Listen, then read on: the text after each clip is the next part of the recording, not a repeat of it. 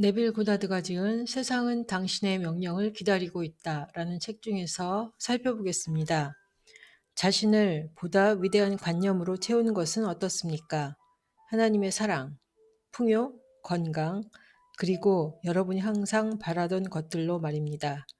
자신을 낮게 평가하는 의식을 쉽게 가졌던 것처럼 자신에게 위대함이라는 관념을 주는 것 역시 쉽습니다. 성경을 보면 모세와 고대의 선지자들이 하나님의 본성과 존재에 관해서 완벽하게 동일한 시선으로 바라보고 있습니다. 또 예수님의 삶과 가르침에서 나타난 하나님 역시 고대의 선지자들이 발견한 하나님의 존재와 본성에 일치합니다. 나의 인식이 나를 그대에게 보냈더라.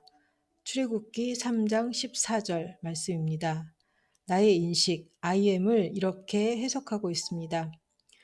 이 말을 모세가 했을 때 인간의 인식이 하나님이라는 것을 깨달았던 것입니다. 모세가 하나님께서 자기 안에 계시고 자기의 존재의 근원이 되심을 발견했다라는 이야기입니다. 다윗도 시편에서 말합니다. 너희는 가만히 있어 내가 하나님됨을 알지어라. 우리가 고요한 마음을 가질 때 그 고요함 가운데 우리는 명확하게 상황들을 볼 수 있게 됩니다. 하나님께서 우리의 그 삶의 근원이 된다는 것을 이야기하고 있습니다. 고요하라. 그리고 내가 하나님인 것을 알라. 이사야 역시 이사야서 45장 6절에서 8절에서 이야기하고 있습니다. 나는 주이고 그 외에 어떤 것도 없다. 나 외에 어떤 하나님도 없더라. 나는 그대의 허리를 동여맬지니 그대가 나를 모른다고 할지라도 나는 빛을 만들고 어둠도 창조했다. 주인 나는 이 모든 것을 할지라. 신약에서는 존재의 의식이 하나님이라고 수백 번도 더 언급되어 있습니다. 그 중에 조금만 언급해 본다면 나는 목자이다. 나는 문이다. 나는 부활이요 생명이다. 나는 길이다. 나는 알파요 오메가이다. 나는 시작이요 끝이다. 그리고 또 그대는 나를 무엇이라 말하는가? 나 예수는 문이다. 나 예수는 길이다. 혹은 그대는 나 예수를 무엇이라 말하는가? 이런 식으로 적혀 있지 않습니다. 오히려 이렇게 적혀 있습니다. 나는 길이다. 존재의 의식, 근원이 세상 모든 것이 형태를 띠게끔 하는 문입니다. 우리의 의식은 부활하게 만드는 권능입니다. 인식하고 있는 것을 무덤에서 일어나게 하는 바로 그런 힘입니다. 인간은 자신이 인식하고 있는 것들 중에서 외부 세상 속으로 드러내고 있는 중입니다. 자신을 속박에 매이게 하든지 한없이 자유롭게 만들든지 그 선택은 오직 자신에게 달려 있기에 인식하고 있는 것에 생명을 주는 이 진리는 인간에게 자유를 줄 수도 있고 속박을 줄 수도 있습니다. 이 글을 읽고 있는 여러분이 여러분 자신과 동떨어져 있는 외부의 하나님에 대한 믿음을 완전히 버리고 여러분의 의식을 하나님이라고 선언한다면 예수님이나 고대 선지자들이 했던 것처럼 나와 나의 하나님은 하나이다 라는 깨달음을 지니고 여러분의 세상을 변화시킬 것입니다. 나와 나의 하나님은 하나이더라. 그러나 나의 하나님은 나보다 더 위대하니. 어쩌면 이 말이 여러분을 혼란스럽게 만들 수도 있을 것입니다. 하지만 하나님을 우리 존재의 의식으로 생각해 본다면 이 안에 담긴 깊은 뜻을 발견하게 될 것입니다. 하나님으로서 나의 의식은 아버지와 같습니다. 그리고 의식에 인식하고 있는 것은 아버지의 증거의 열매를 가져다 주는 아들과 같습니다. 마치 생각하는 자와 그가 만들어낸 관념의 관계와 같습니다. 생각하는 자는 그가 생각하는 관념보다 더 위대하지만 생각하는 자는 그 관념과 여전히 하나 되어 있습니다. 예를 들면 여러분이 인간인 것을 인식하기 전에 먼저 존재 그 자체만을 인식합니다. 그런 후 인간인 것을 인식하게 됩니다. 그래도 여전히 여러분 마음속에 품고 있는 관념, 즉 인간이란 관념보다 여러분은 생각하는 자로서 보다 위대한 존재로 남아 있습니다. 예수는 이 위대한 진리를 발견하고서 자신이 하나님과 하나라고 선언했습니다. 물론 인간이 만들어낸 하나님은 아닙니다. 예수는 인간이 만들어낸 하나님을 인식한 것이 아닙니다. 이렇게 말합니다. 어떤 이들이 다가와 이쪽에 있다 저쪽에 있다 라고 말하거든 그 말을 믿지 말라. 하나님의 왕국은 그대 안에 있기 때문이라.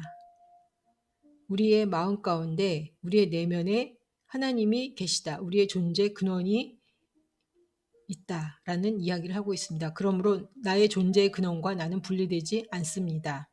누가복음 17장 21절의 말씀입니다. 하나님의 나라는 너희 안에 있다. 천국은 여러분 안에 있습니다.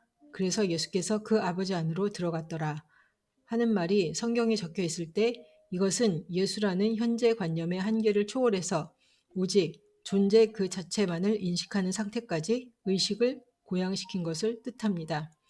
존재의 의식 안에서는 모든 것이 다 가능합니다. 그대가 선포하면 그것은 이루어질 것이다. 원하는 존재가 된 것을 자연스럽게 느낄 수 있는 의식의 상태까지 올라가 있는 것을 여기에서 선포라고 표현했습니다. 내가 들어 올려진다면 모든 사람을 내 곁으로 끌어올 것이니 라고 성경에서 표현되었습니다. 또 내 안에 아버지가 아니었다면 그 누구도 나에게 다가오지 않더라. 나와 아버지는 하나이더라. 그래서 의식은 여러분 주변에 있는 것들을 끌어당겨온 아버지입니다. 지금 이 순간 여러분이 인식하고 있는 것은 여러분 세상 안으로 들어오고 있습니다. 그대는 다시 태어나야만 한다라는 말뜻을 이제 이해하실 수 있을 것입니다.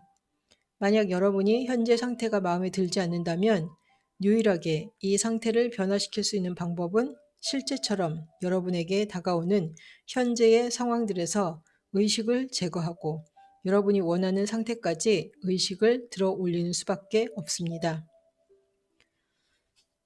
여러분은 두 명의 주인을 섬길 수 없습니다. 그래서 하나의 의식 상태에서 다른 의식 상태로 옮겨가는 것은 옛것에게는 죽음을 선언하는 것이고 새것에게는 생명의 숨을 불어넣는 것입니다. 그대는 나를 무엇이라 부르는가? 이 질문은 예수라는 사람이 베드로라는 제자에게 던진 질문이 아닙니다. 이 질문은 나의 진정한 존재가 나의 외부 자아에게 던지는 영원한 질문입니다. 다르게 표현하면 그대는 그대가 누구라고 생각하는가 일 것입니다. 스스로 규정해 놓은 여러분에 대한 확신, 스스로 규정해 놓은 여러분에 대한 신념이 바로 여러분의 삶에서 나타날 것을 결정하는 것입니다. 그대는 하나님을 믿고 또한 나를 믿는다. 여기서 하나님은 여러분 안에 존재하는 나입니다. 그렇다고 원하고 있지만 자신에게 없는 어떤 것을 외부의 하나님에게 갖다 달라고 애원하는 것을 더 이상 기도라고 말하지는 않을 것입니다. 지금 원하고 있는 존재가 이미 된 것처럼 여러분 자신을 인식하는 것을 기도라고 생각할 것입니다. 그렇다면 왜 수많은 사람들이 기도를 하지만 응답받지 못하고 있는지도 이해하셨을 것입니다. 사람들은 자신에게 없는 것을 하나님께 구하고 있습니다. 예를 들어 자신이 가난하다고 인정하면서 하나님에게 부를 가져달라고 기도한다면 스스로를 가난하다고 인식하는 꼴이 되기 때문에 그 기도가 가져다 줄 것은 가난밖에 없습니다. 성공적인 기도는 애원이어서는 안 되고 자신을 새롭게 주장하는 것이어야 합니다. 만약에 부유해지기를 원한다면 지금 여러분의 감각이 가난하다고 전해주는 증거들을 거부한 채 가난하다는 인상들에게 완전히 등을 돌려야 합니다. 그리고 부유하다는 것을 사실로 받아들이십시오. 성경에선 이렇게 말합니다. 그대가 기도를 할 때 골방 안으로 들어가 문을 닫아라. 그러면 은밀한 곳에서 보고 계시는 그대의 아버지께서 그것들을 그대에게 숨김없이 줄 것이라. 하나님은 풍요로우신 하나님이십니다. 그런데 우리가 만약에 계속 내 자신이 가난하다라는 것에만 집착하고 하나님 앞에 부를 가져다 달라고 한다면 내 존재의 근원을 제대로 인식하고 있지 못하는 것이기 때문에 우리는 가난을 면치 못하게 됩니다. 하지만 나의 하나님, 나의 존재의 근원이 풍요임을 기억한다면 그 풍요의 하나님께서 우리의 삶 가운데 자연스럽게 불을 흘러들게 하실 것이라는 것을 우리는 믿음으로 받아들이게 되고 그 하나님의 풍요로부터 우리는 공급받게 되는 것입니다. 우리는 아버지를 존재의 의식으로 정의했습니다. 또한 문이라는 것도 존재의 의식을 말합니다. 그래서 문을 닫는 것은 내가 현재 인식하고 있는 것들을 닫고는 내가 원하는 상태가 되었다고 주장하는 것입니다. 어떻게 보면 여기서 내가 원하는 상태가 되었다고 주장한다라기보다는 우리가 깨닫는 것이 필요한 것 같습니다. 하나님은 무한하신 하나님이고 무소부재하신 하나님이고 전지전능하신 하나님이고 능력이 많으신 하나님이고 사랑이신 하나님이고 완전하신 하나님이고 풍요로우신 하나님이십니다.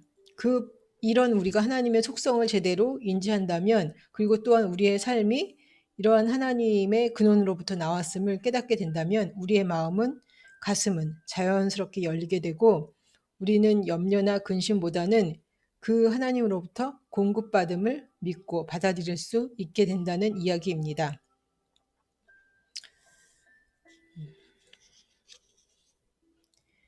나는 길이다. 이 말을 했을 때 나 아무개가 길이라고 말한 것이 아니라 의식, I am, 즉 존재의 의식이 모든 것이 나타나는 길이라고 말한 것입니다. 기적은 항상 따라오게 됩니다. 결코 의식보다 앞서서 나타나지는 않습니다. 의식보다 더 실체적인 것은 없습니다. 그렇기 때문에 의식 상태를 먼저 구하게 되면 그 상태가 말하고 있는 것들은 당연히 뒤따라 올 것입니다. 성경에서는 이렇게 말합니다. 먼저 그의 나라와 의를 구하라. 그러면 모든 것이 너에게 더해질 것이다. 마태복음 6장 38절에 나오는 말씀인데 여기서 보면 먼저 하나님의 왕국, 하나님은 무한하신 하나님, 능력이 많으신 하나님, 전지전능하신 하나님, 사랑이신 하나님, 완전하신 하나님, 풍요로우신 하나님입니다. 우리가 이 하나님의 이 속성을, 성품을 기억할 때 그 하나님으로부터 또한 자연스럽게 모든 것을 받을 수 있음을 알게 되는 것입니다. 그러므로 여러분이 먼저 구해야 할 것은 소망한 것이 이루어졌다라는 의식입니다. 자연스럽게 우리가 이 무한하신 하나님의 속성을 의식하고 있다면 그 하나님으로부터 또한 받을 것이라는 것도 자연스럽게 알게 된다는 것이지요. 그리고 그 일들이 일어나도록 허용하시기 바랍니다.